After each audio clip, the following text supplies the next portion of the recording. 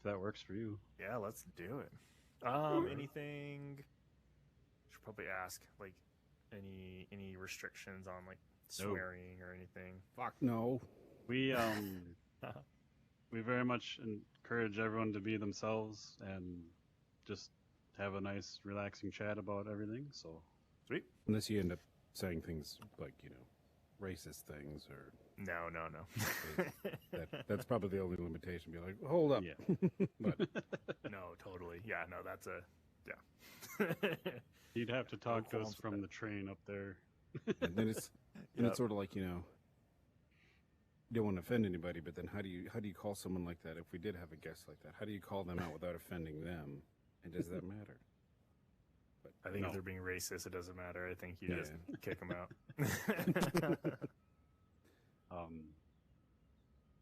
We don't have anyone in the audience yet. Sometimes we have 2 or 3 or more people. So if they pop in, we at the end we'll kind of open up for questions if that works. So Sweet. just so you know. Cool.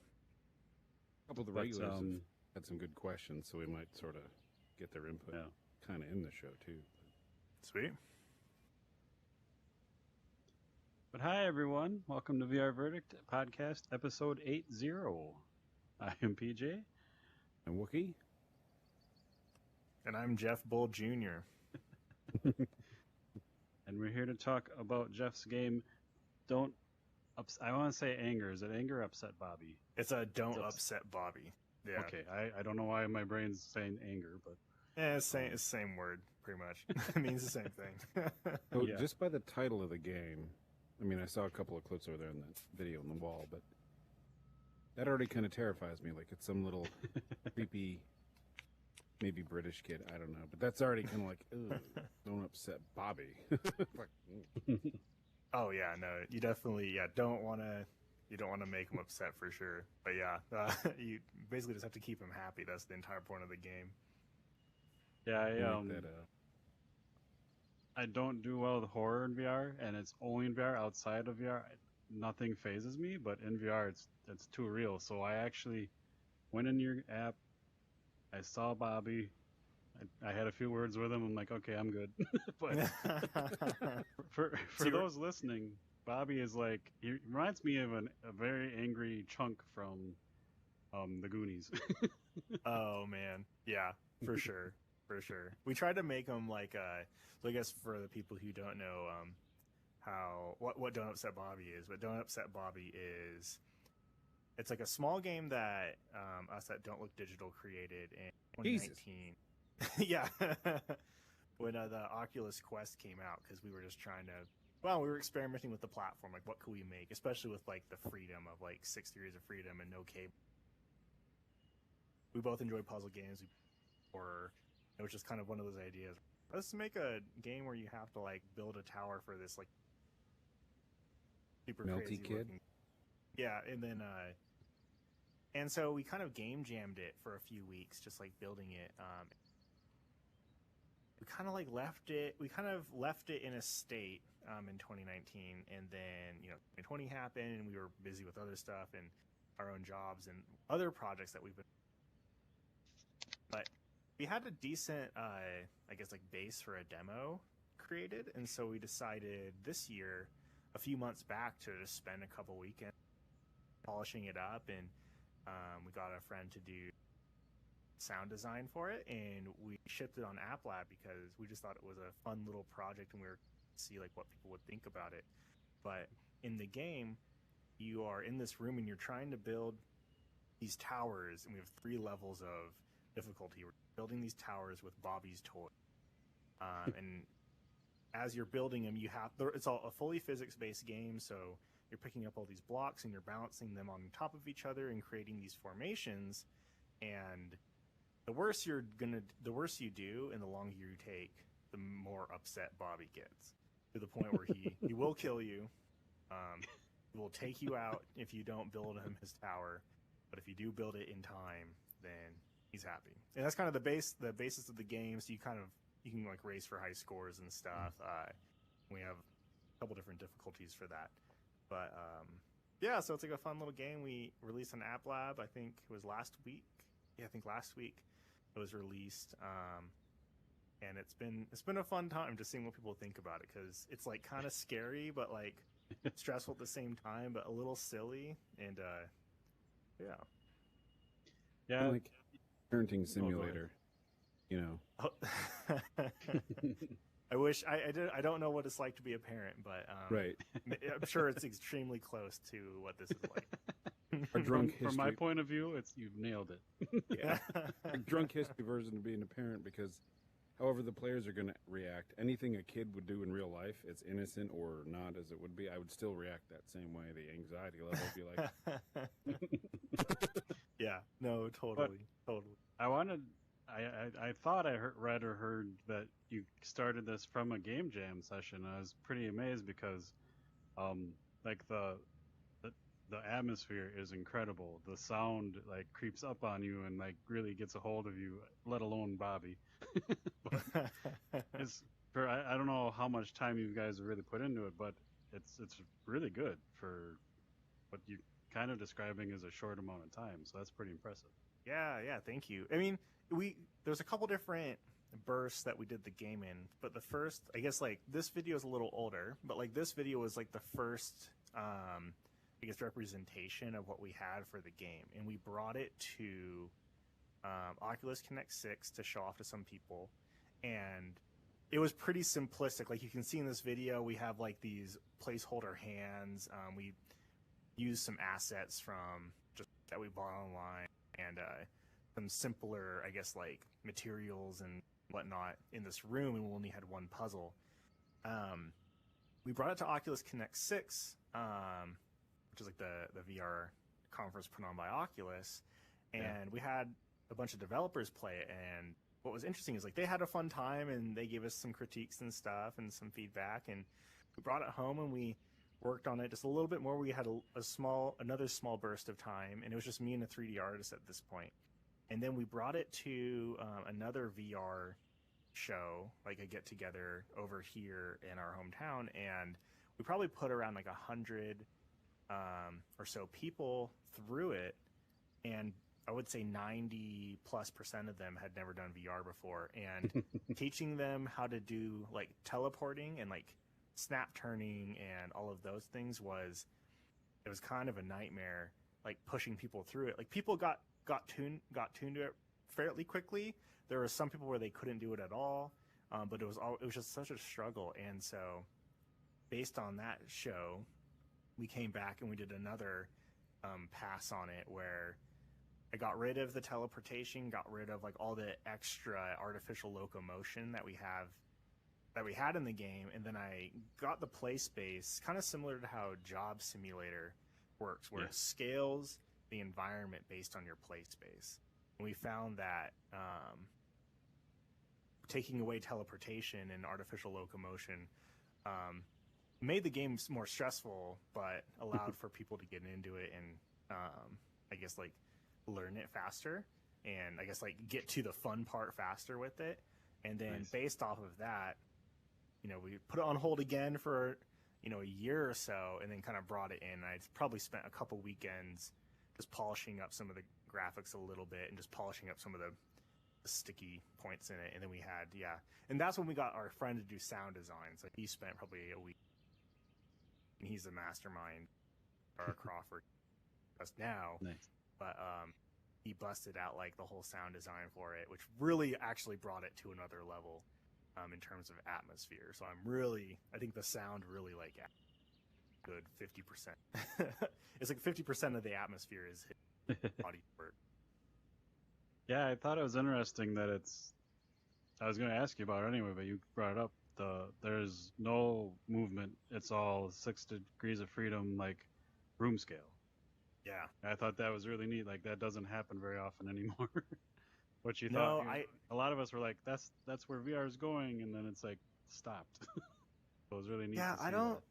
That's what I like about VR. I like VR. I like how it can be really immersive, and I don't necessarily mind artificial locomotion, but I think like some of the most immersive experiences I've had is in games like Job Simulator, where there isn't any artificial locomotion. Yep.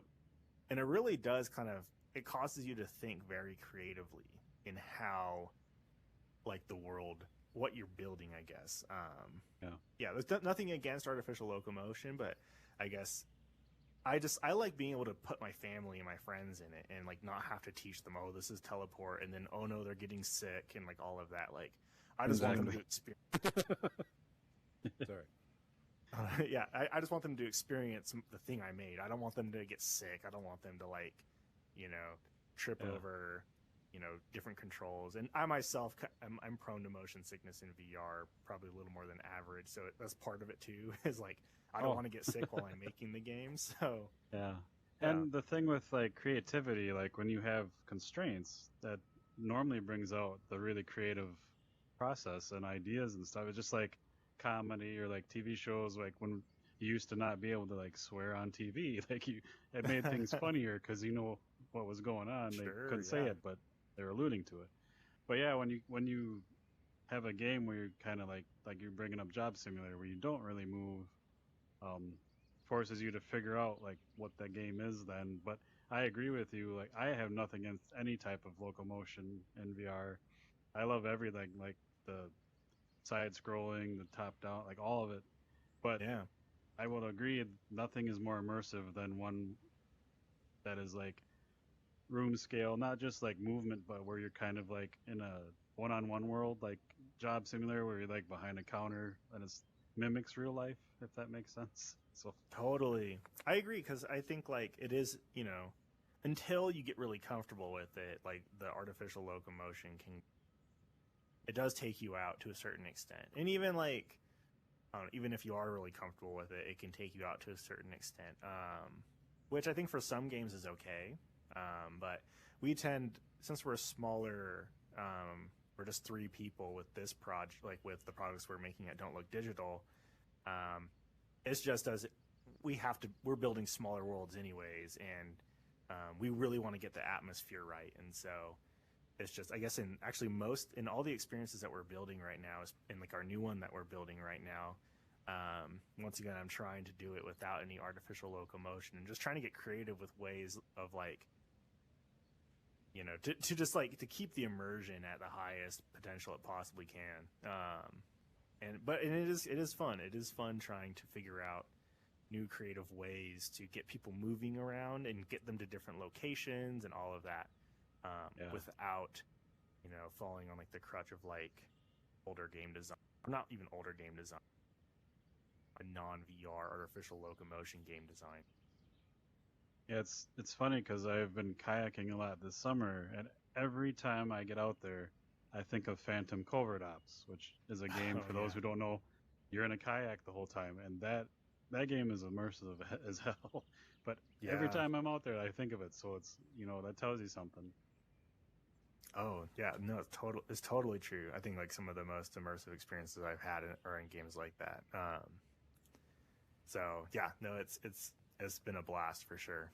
Just trying to like think of creative ways. Like it really, with like you brought up constraints, and like constraints of locomotion is one thing, but working on the quest is another as well. Where like graphically and your processing power, you are constrained quite a bit compared to the PC, and it really does like once again like make you think creatively, and it causes you to have to make these decisions that you really have to get the core of your game down right, because Yeah. if it's not right, like you can't really rest on your graphical prowess, like you can in like PC experience.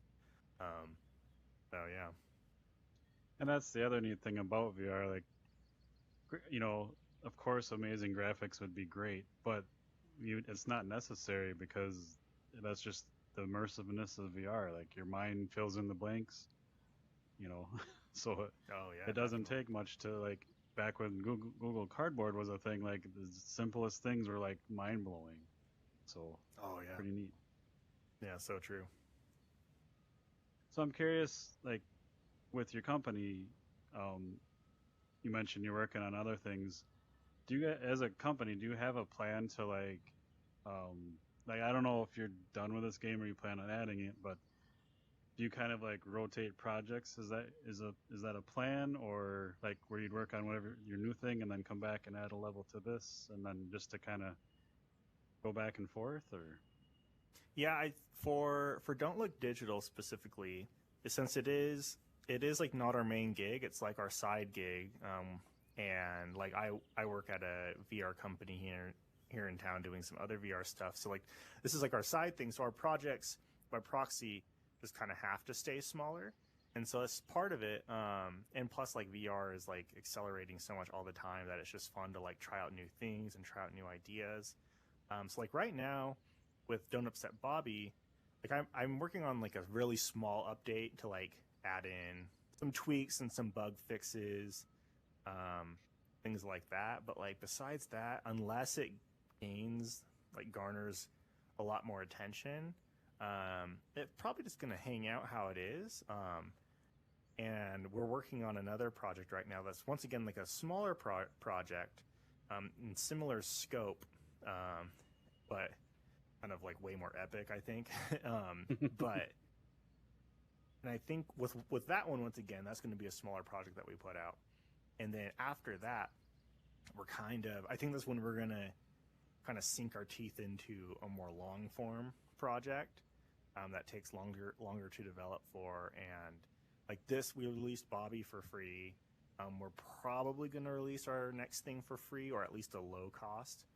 Because we just want to garner some attention, but also like just gain some learnings from like what people like about the stuff that we make, what kind of knowledge we can gain industry as a whole, knowledge we can gain marketing these games as like a nobody studio, things like that. And then based off those learnings, push into a longer form project, that has like more replayability, some bigger, and using some of the technology that we've created for things like Don't Upset Bobby and some of the projects we're working on right now. So it's definitely a little freeform. And since it's not our full-time gig, we don't have like any like super crazy long plans or projections for like certain levels. But you know, who knows? Like based on, you know, we're still in heavy experimentation. I kind of feel like we're in that like indie band stage of like we're this small band writing these like songs and just experimenting to like find, you know, our voice, I guess, as a, you know, as a band or studio instant. Sure. Kind of find that, kind of grab something and go full force with it. I think that's a really good approach. And then, you know, thankfully it's not like your main gig where you have to stress out and make money at it and worry about it. But Right. something you enjoy, and you, like you said, you're just learning and using the experiences to better your next project. Yeah, definitely. So with I always lose my train of thought halfway through. But, I do that as just well. curious. We like to always get the backstory, like, you know, how'd you get into game dev, or like, do you have a gaming history? And then once you got to game dev, like, how'd you settle on VR, being as it's a niche thing? And Yeah. This like the story for myself is I've just been a gamer since I can remember. So played a ton of games. And when I was probably out of middle school, high school, I wanted to be in a band. I wanted to tour the world and be the rock star and all of that fun stuff. And so I pursued that part of my career pretty hard and was able to gain some success out of it. But as you can imagine, music doesn't make you very much money. And to supplement my income, I picked up writing iPhone apps back when like iPhone apps were like blowing up, and so I would like write these iPhone apps like while we're in the van, like traveling across the country. Like that's when I was building these iPhone apps, and so I would sell them on the App Store and make some money off of that. And I would do contract work for people, and then through that I was able to get some other like development jobs, working like specifically like in web development, once again like back and forth while I'm on the road with my band, and then coming back. And then eventually, the music stuff I kind of I kind of stopped doing some music stuff, was doing some more stuff at home, was kind of like settling into like maybe chilling out for a little while I was kind of figuring out some next steps. And that's when I discovered game development. I've always played video games like every day pretty much, but I didn't that game development was something I actually do. It always seemed like way too hard. I never thought I'd be smart enough to do development. It seemed like magic to me that like even as a developer, I was looking at game development and going, there's no way I could do that. I'm not smart enough. But I was able to pick up like a small tutorial for building a small video game in a Unity engine. Once I was like working on that, I was going, hey, like it uses a lot of similar building blocks that like my previous development work had used. And I was like, wait, maybe this isn't as hard as I thought it was. Maybe I have gained knowledge and I have gotten better at development, and maybe I can actually try tackling this now. So I actually started working on some really crappy games in Unity. Actually, my work that I was working at, they picked up Unity contracts, so they threw me at those, and so I kind of cut my teeth on really primitive like game development. Like it was like little marketing games, like little quizzes and stuff. And then I actually got a headset from Microsoft. I got an Acer mixed reality headset. We were at a conference and they were just giving them out to devs, probably because they were trying to get devs to like work on apps for their Microsoft store. So sure. I brought that home and threw it on, and mind was blown. Like that was, I had tried VR before that once, but it was like 3'd off, just like in a roller coaster or something. And I was like, that's cool. But like, I hopped into VR for the first time probably in like 2018 or so. And I was downloading games off Steam and just like mind was blown. I was obsessed with it. And that's kind of how I got started. There's a VR company in town that I started working with who does fitness VR work. And so once again, that was just another, I guess, motive for me to just dive deeper into VR. And the deeper I dived into it, the more I fell in love with the concept of VR and just the execution. All these headsets that have come out and all the not to mention like when you're building worlds in VR, like right here, like you can actually like, interact with things you build, and there's nothing quite like that. And it's super immersive, and I really love being able to create these worlds and like be inside of it. And so just the more I get into it, the more I fall in love with it. So I work on VR for my day job now. I work on VR side gig. I play VR games too. So a little obsessed. I can get a little obsessive with certain things anyways, but that's kind of how I fell into VR. It was slightly by accident, but yeah, I'm really glad it happened. Yeah. That's neat because a lot of developers don't they don't play any VR games. They're tired of VR once they take the headset off from working. So you do find a couple of rare ones that still like to play. Well, there's always something to learn. I think there's just like developers are coming up with new ways to do things every day, and so like the more, and I don't play like a ton of VR, but I definitely am always like buying the new games and at least like giving them a go for an hour or so, and just like trying to learn like their systems and the way they do things like locomotion or the way they do rendering, or like are they pushing the medium potential, and see if I can learn from that. So I definitely use the excuse that it's research when I can. Yeah. Before we get too far off the subject, we always share links in the show notes for anyone listening, but do you want to plug any of your music? You got anything downloadable or anything? Oh, for the music stuff? I mean, if anyone is interested in like garage rock or indie rock, yes. I have a project called Dad Wave, and it's just DAD Wave. Yeah, look me up on Spotify. Hit those plays so I can get my 0.01 cents per play or whatever it is. Yeah, no, but I still put stuff out every once in a while. Nice. It's still music is still like I'm still highly in love with. Yeah. Do you plan to do any of the music for any of your projects or anything like that, or is So I it used strictly like rock and roll? Yeah, no, I used to do some of the music for our projects, but then once I met Dara, who does the audio stuff for our stuff, he's an audio wizard, mastermind. He creates these sounds and these uh, soundscapes. There's no way, I'm definitely more of like the rock like musician for sure, and he's just soundscapes. So I leave that to him. Like sometimes I'll throw in a bit of my ideas, or at the end of the day it's his call. I'm like, I think it could sound cool with this, but whatever he hands over, I'm just throw it in.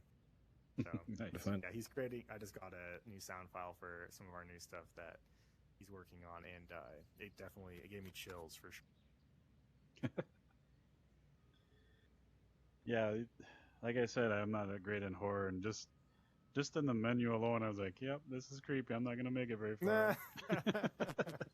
Like, It's so interesting because I'm a baby when it comes to horror, and the reason why I think I can create some of these games is because like maybe I feel a little more in control, and maybe because I stare at it every day, like not as scary to me. So it's surprising when some people are like, "Yeah, it was really scary," and I was like, "Wait, was it?" I thought it was kind of fun, but I don't know. That's awesome. I forgot to point out to the listeners earlier on when I shouted Jesus, it's because we have the video playing over there, and I saw Bobby for the first time, and I was just like, that was it. I fucking shouted like Jesus. What was that? Being creepy. yeah, well, and I in the game, you like load into the menu, and it's just like has a couple puzzle options, like, and that teddy bear sitting there. And that teddy bear by itself is like creepy in VR. Like, I'm like, oh my god. Yeah, no, you can thank our 3D artist Trey for all of that. He has a knack for making things super unsettling. Yeah. Yeah, I didn't even start a puzzle. I just, like I said, I sat there and talked to Bobby a little bit. Kind of, said, hey, don't start none, there won't be none, type of thing. Oh my god, that's funny. That is funny. I wanted, when we like had all of our dream features, there to be some Easter eggs, like you at him or something back to you. Never made it in because it would, maybe one day. in some AI conversational component where you just sit there and have like an hour-long chat with him, and he just looks. Oh my, that would be a fun experiment for sure. Hard to do, I'm sure. Oh yeah, no, definitely. Looked it up, and there's a couple games that do that, but the CPU overhead to the checking the internet and all that, like, can't have else to the game. So Yeah, I think if I could sit there and talk with him and become friends, I could probably then do the puzzles without too much issue. But I think the thing is you have to do the puzzle to become his friend. So I think that's the I'll whole. never make it. Damn it, Bobby.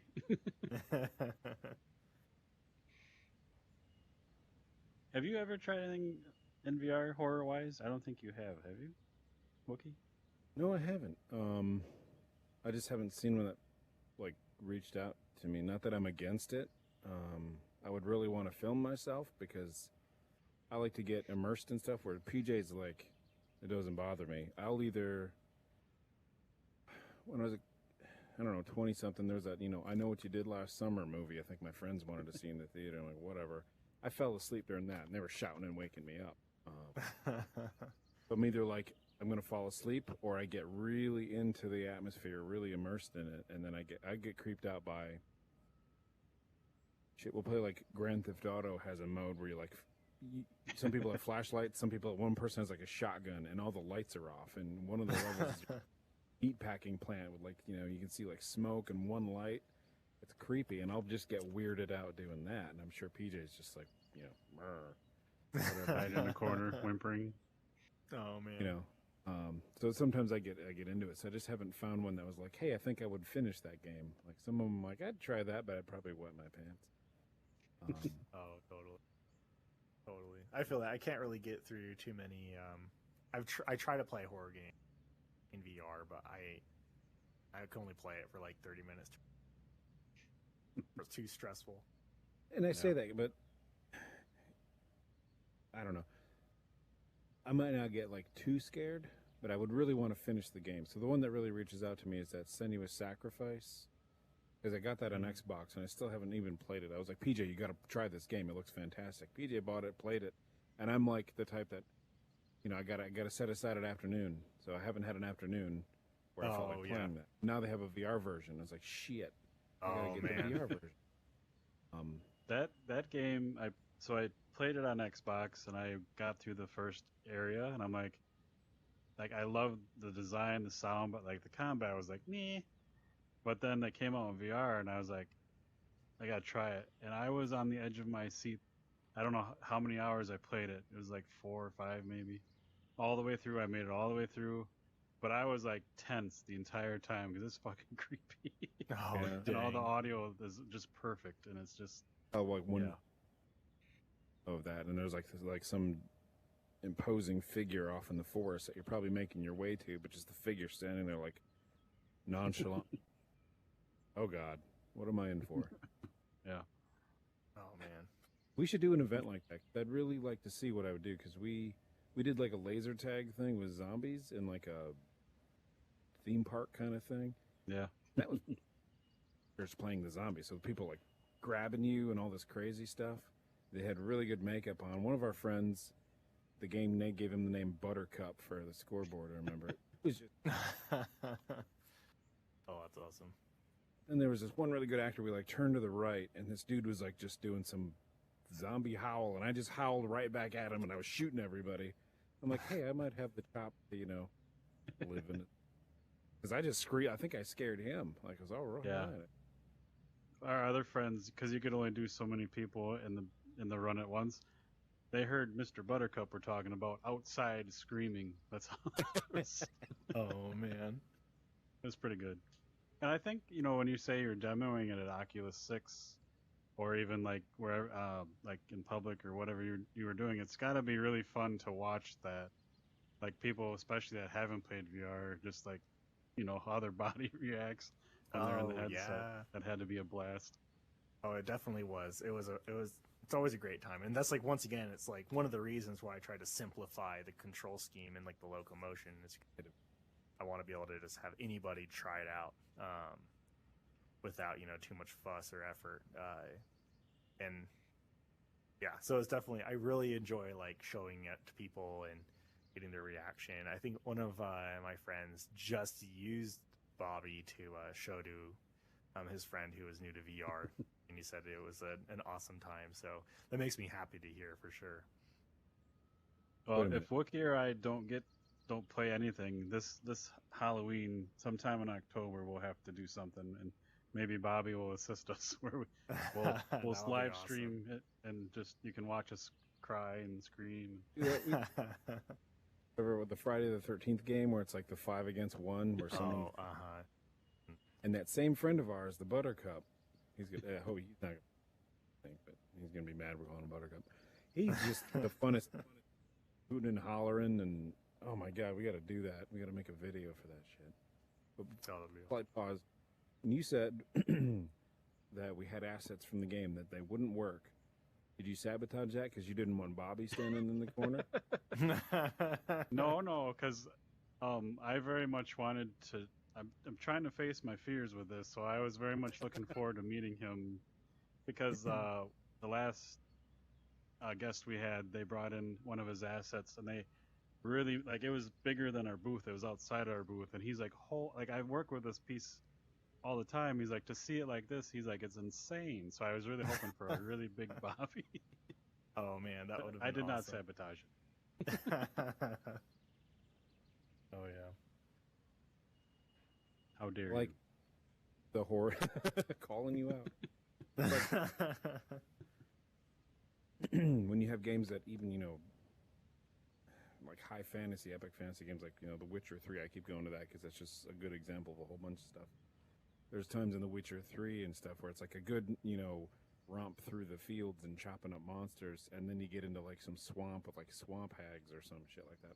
Definitely love when it turns creepy because even in that game, there's a part where I'm walking through this forest where, like, I don't know, magic explosion happened, and all the trees are all fucked up. And I'm sitting there just walking, and this character's having a discussion. I'm like, I'm just legitimately weirded out by this. And then the character in the game, the Geralt guy, goes, "This forest is fucking creepy." And I'm like, thank you. Wish more games, awesome. they would lose some customers, not me. Maybe. No, like I was in that exact same area, and flat games don't bother me. Horror movies don't bother me. Like it's just VR. I don't too real. Immersive. It probably That extra doesn't help. immersion, yeah. Yeah. I've said this on the podcast. It probably doesn't help. I don't remember the first. I might have been. I think I want to say it was Five Nights at Freddy's, but I don't think that had come out yet. But I did try like a little horror thing. Maybe it was Face Your Fears.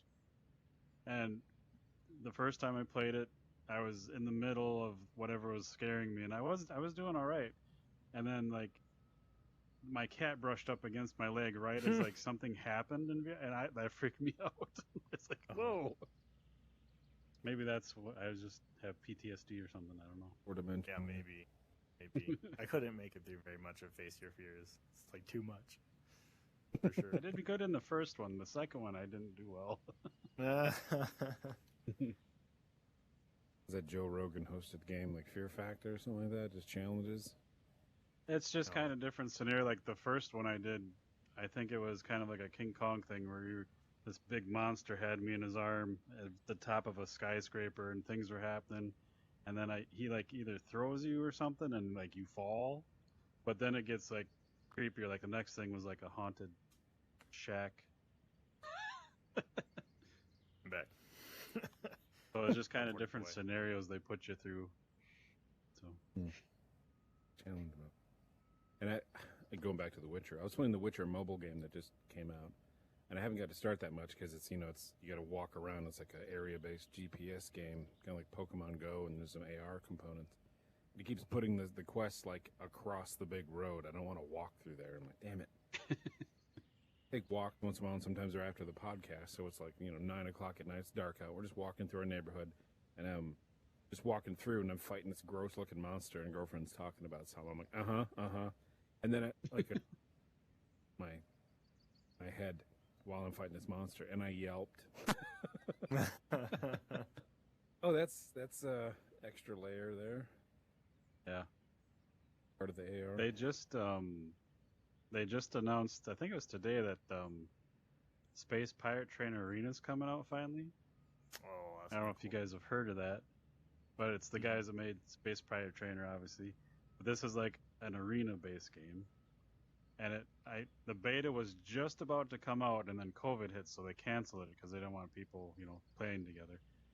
But it uses it. You have to have at least an area 10 by 10 to play in, and it's made for like gyms or like tennis court type stuff, and it's just like it builds like a stage around you, and you're in there like fighting and ducking and covering, but it uses the space really well. But anyway, like I've just brought that up because like with the Witcher AR game or the mobile game, with that kind of technology, like I would love to walk around my yard with my headset on and do that kind of thing, fighting random monsters and catching shit or whatever. But I think that'd be pretty neat. That would be awesome for sure. That'd be super cool. Yeah. Definitely cool market for that, except for it's going to make people, want to drive while playing a game if you got the GPS location and stuff. There's like a GPS RPG called Orna. That's really fun. Like the first turn-based game I played in a long time. But you got to drive around to get all the bosses. So you got to have somebody drive you, play the game effectively. I'm like... I was Wasn't trying it, to they do have some that. issues with Pokemon Go, where like people were crashing into stuff while they were playing Pokemon Go? Yeah. And I was trying to do that. I wasn't driving. My wife was driving, but I was playing the Witcher game. It's been like 95 here for like 2 weeks straight, right when that game came out. And I'm like, the first boss is over there, like a mile over there. I'm like, I'm not walking in this shit. Like, so I kept trying to catch it while she was driving around. It never worked out, but. Oh man. When Pokemon Go came out, I work at a financial institution. They don't allow anybody to take any photos or anything just in case. and Pokemon Go came out that summer of 2016 or whatever, there was people like all over our campus for our headquarters. And the one security guard was running out, chasing people off. I remember laughing my ass off just seeing this, security guard running. Good. Oh man, good times. So to bring this back to you a little bit and VR maybe, we tend to stray off, which is fine. But I know you said you may not add anything to this, but October is coming. It is true. We've been actually thinking about doing a push for October. So maybe we might do something a little spooky addition to it potentially. If people aren't sick of us spamming it on our socials and stuff by that point, maybe we'll take a break for a little while and then start remarketing around. But it also might be potentially the time when our new project's coming out as well. So who knows? Nice. Maybe we'll have multiple experiences by that time. Be a good push for both of them. Yeah, totally. Do something. You finish the new spooky puzzle and you get something for your other project.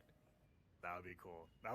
We do kind of, and it's like it's a little, we're definitely big dreamers over at Don't Look Digital, but like we do have like a Don't Look Digital of universe where like there is lore in the Bobby universe, and it does kind of tie into like our new project that we're working on. Even though our new project isn't like Don't Upset Bobby, and it doesn't include Don't Upset Bobby character or anything, but it is in a similar universe, so we do like the idea of having cross progression or some additions that kind of go experience. Who knows? Maybe there will be on like an either experience. If you ever need voice actors for screaming, let me know. I'll play the game and you can capture me. Oh yeah, sounds good. It sounds good. Definitely hit you up.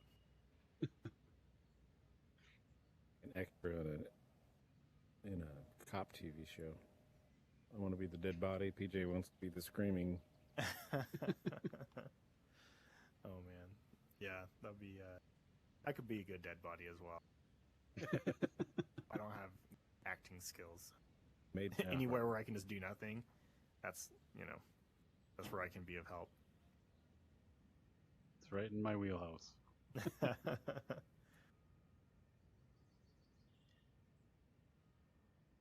So before, no, strike that.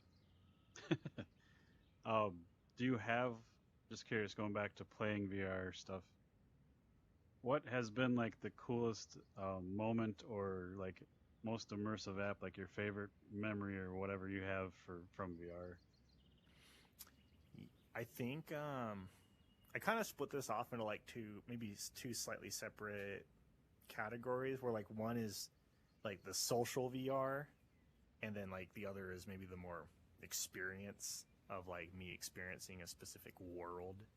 But like I do like in social VR, like one of the most memorable things was one of the first things I did where at the time when I was first playing, I was playing with another friend who had VR at the time, and he was like across the country in distance, and we hopped into the same Steam VR home or whatever. Both hopped into the same one, and he's like 6 foot something, and I'm 5'8", and so it was like crazy that like we were sitting there talking or standing there talking to each other, and I had to like actually look up to like talk to him, and he was looking down at me, and I was like, whoa, this is crazy. Like we are hundreds of miles from each other, yet you're taller than me. And like that's something I have to take into account with with the social experience that we're having right now. That was one of the things, like this is next level. I think VR blows my mind on the regular, but that was like one of the first times, yeah, where it was like, this is awesome. It definitely adds a level of presence, that you can't experience. And of course I'm talking, I'm saying this, and we all know this as like Um, and like chances are, if you're listening to this podcast, you already know that as well. But like, it's just so cool that I'm sitting here in this podcast talking to you guys, and like, I'm gonna have memories of sitting at this, at this table talking That to your you friend guys. built. Yeah, to my friend built. Yeah, shout out to Evan. This is awesome. But yeah, it's just crazy. Like in my dreams, if I dream about like, a memory that I've had in VR, like it's gonna be a memory of me actually being there. Like, Yeah, I just think it's so awesome. when I think back to guests we've had and conversations like this, totally does feel like a real memory because, like, we're talking with our hands, we're moving, and Yeah. every once in a while you skipping around. But you Yeah. remember it like an actual memory, and it's really nuts. Yeah, it is. It's really, really cool. I think like I remember I was like feeling, and I'm probably gonna feel this after this, like that social, like everyone has like their different social batteries that they have, and Yep. like mine will deplete after like a couple hours of like social activity, and like in VR that it totally happens that way where like if I'm playing poker with people on Poker Stars, I'm talking with you guys, like at the end of this I'm gonna want to sit there by myself and do my my own stuff to get that social battery refilled so I'm ready to go out and talk to other people or whatever, and like VR drains it at like the same rate that I've noticed that it can drain in real life for myself, which is really crazy. Kind of That's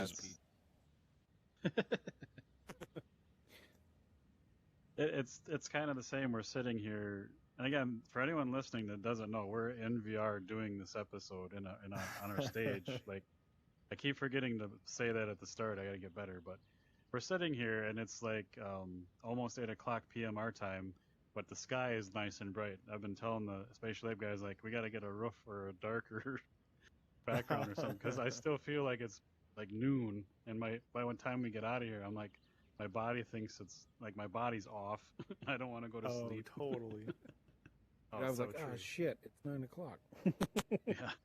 I made my Quest home environment. I made it the ski lodge or whatever because it's like 100 degrees over here, and like just to try to trick my brain a little bit into being a little more comfortable. Nice. I don't know if we cut you off if you answered all that stuff or not, but Oh no, I guess the other thing I was trying to think of like an experience or like game to bring up, but like I don't know. There's just probably there's too many to really count. I know that like Vader Immortal, the first Vader Immortal, when like I mean you meet Vader or whatever, and then he takes this thing out of your hand. He like force pulls this thing out of your, and that was like chills down my spine. Like him talking to you, yeah. and his like breathing thingy, like oh man, it's just like that was as a Star Wars fan. That was wild. I love those experiences. Like I remember in Super Hot. Oh, goodbye, PJ. I'm still here. Oh. Did I go shooting off? You went shooting off. Oh, I'm still in this chair. 3 feet in to my with right. you. Okay. Oh. Oh no, you're back. All right. There, For the I moved a audio little bit. listeners, PJ tried to run away from the podcast. So, Vader scared me. Heard the I know that, like, ice-cream truck. are you okay over there? You good? I think so. All right. But yeah, no, it's I remember the other game I was going to bring up is Super Hot. Especially, I know I think people have seen that they've removed some aspects of the game. But those aspects for myself, which I've had a very different life experience than other people where it may have affected them negatively, but for myself, I thought it was cool, and it really affected me. Like I still think about like that experience in the game, and that's another one that gave me just like shivers down my spine for sure. What aspects are you talking about? Because I still haven't played that one. So if I recall, they removed they're essentially. I mean, I guess you can't really spoil it because you can't really play it anymore. But you used to in Super Hot VR there's a couple portions of the game where you had to shoot yourself in the head, and it was super intense. And I can understand why they got rid of it, but there used to be a thing in the game. I had to do that myself. It was a trip for sure. Yeah, but they've recently removed it. We to your point about your friend being far away and stuff, Wookie has been down in the Carolinas for a long, like down southern states, and I'm up in Wisconsin where we've lived since we were born. So to hang out in VR is amazing because we visit each other as often as possible. But like with COVID and everything, there's been a couple years where we haven't seen each other. So it's like it's really like hanging out with my brother, and it's really neat. But to the same point as Super Hot, like one of the first games we got into was Pavlov, and one of the first things we did because we're silly was aim that gun at yourself and do it. And the first time was like, holy shit, that felt weird. Yeah. Oh man, yeah. I did the same thing when I played Pavlov. I was like shooting stuff. Like I think they had like that. I don't know if when you guys played it, they had like that little room with like a table with some. You're just like noodling around, and then the original. Yeah, and you're just like, well, what if, and like you start pointing it, and you're like, this feels weird. Like this. Pointing at yourself feels weird. Just that mind link with the VR and the. Because your brain's telling you like this is bad, this is danger, like don't do this. Yep. And you're having to like override and be like, no, it's fake. But your brain's like, you think it's real? Stop. Are you sure it's fake? Don't tempt me. It's fake. I think you did it first because we were just playing a match and we always just played versus and killed each other a lot. I think you did it first because all I heard was like, holy shit, and I heard a shot, and then you just died laughing, and I was running around trying to find you, and I found you, and I'm like, what the hell did you do? And you're like, watch this. Bam! I'm like, oh my god. Oh man, yeah, totally. Looking down so that was the next like... 5 minutes of that. Yeah.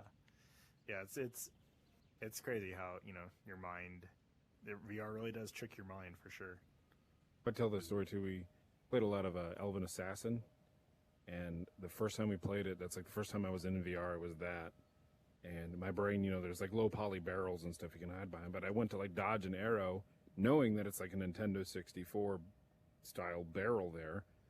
And my brain's like, no, it's fine. You can lean on it. It's totally solid. And I just leaned over and put my arm out and just landed on my ass, just laughing the whole time. Yeah, we were in an arcade, and I don't know if you fell through because there's a curtain and then it was some walls, but I heard the thud, and I don't know if you almost knocked that wall over or what happened, but it was funny. No, I just fell down, like straight down. Because I just went to like dodge and just catch myself.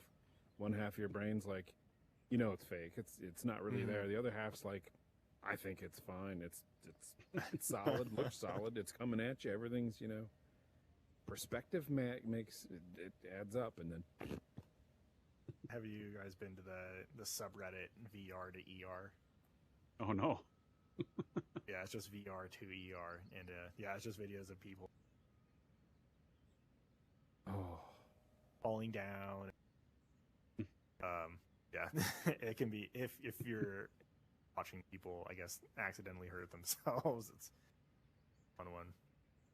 Some of them, as long as they're not too graphic, I can see there being like a safe for work one. But I saw one where it must have been some girls. There's a giant TV on the wall, and that's the foreshadowing.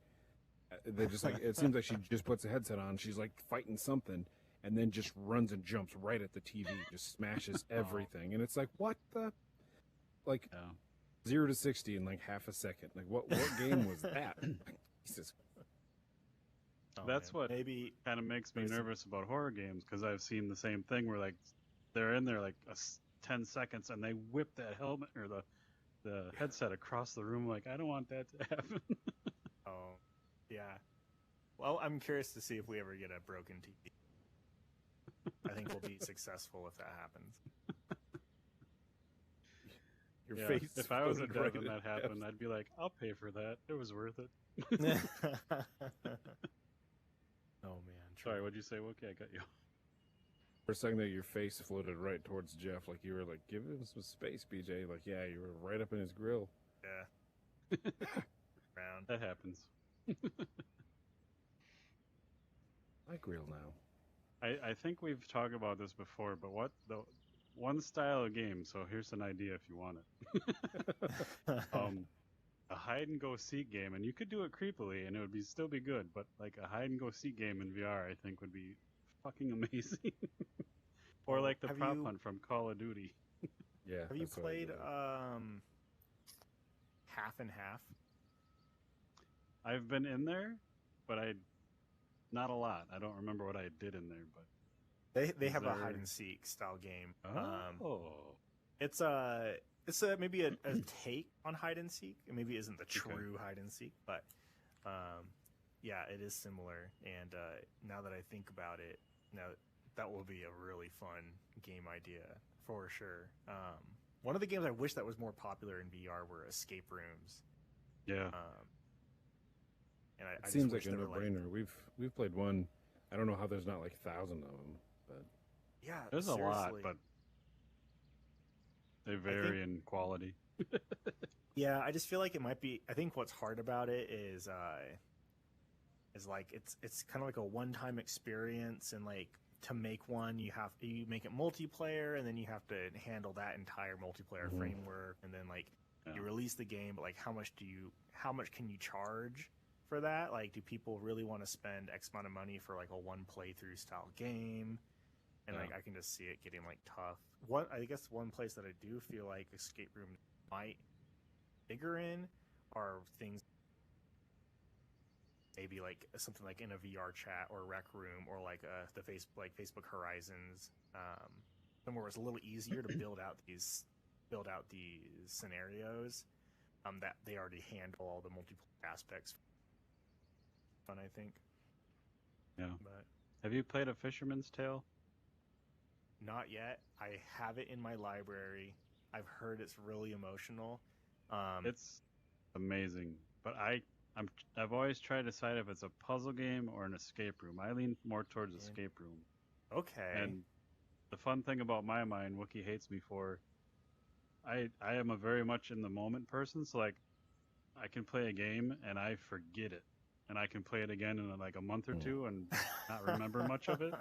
I don't know. It's the same thing with movies. Like, I have to watch something like Family Guy. We used to have to watch all the time to remember the one-liners and shit. Like, but so I'm about ready. I'm about due to go back and play that again. But I was just curious what you thought of it, like what kind of category you thought that fell into. But It's on my list, so maybe once I play it, I'll let you know.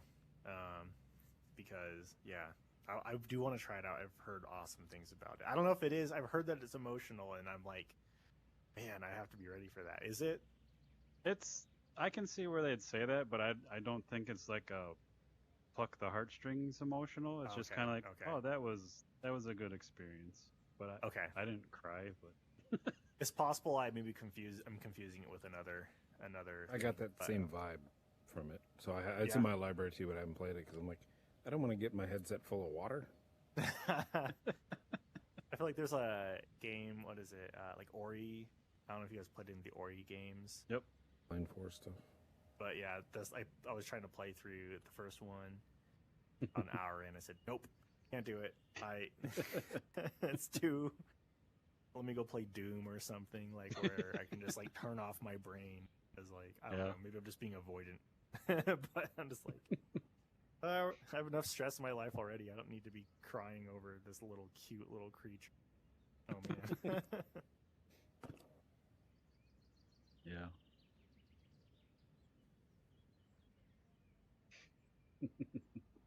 Well, before we don't normally go around an hour. We don't care if we go over, but we don't want to like hog your time.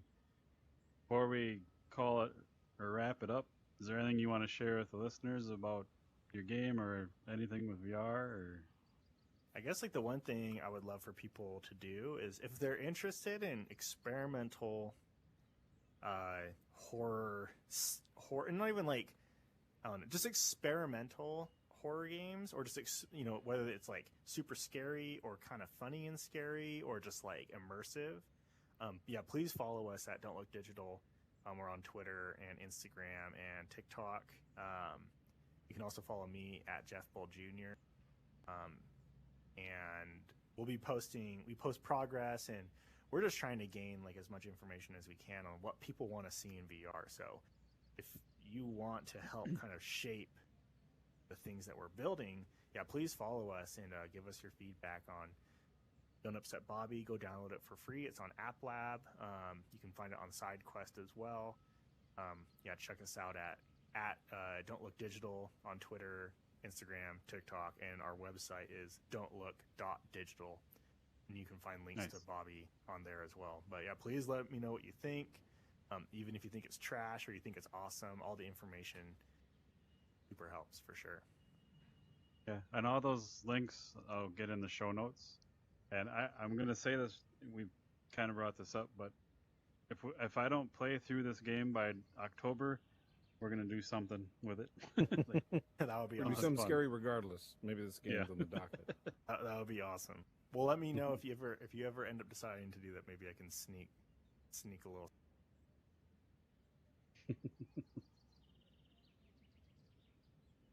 But yeah, it's been great talking to you.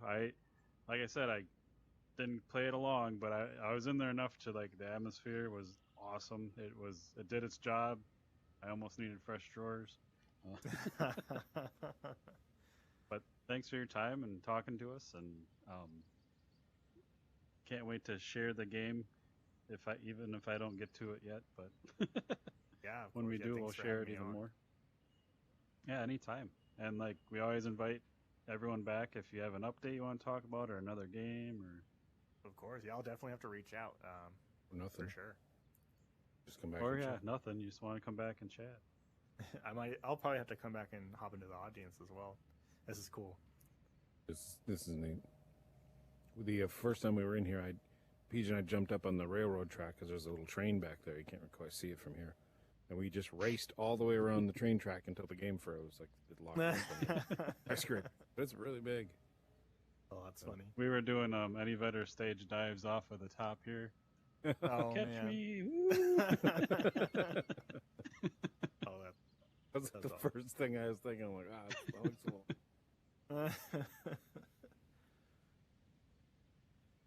All right, for everyone listening, this was episode 80 of the VR Verdict podcast with Jeff Bull Jr. joining us, talking about Don't upset Bobby.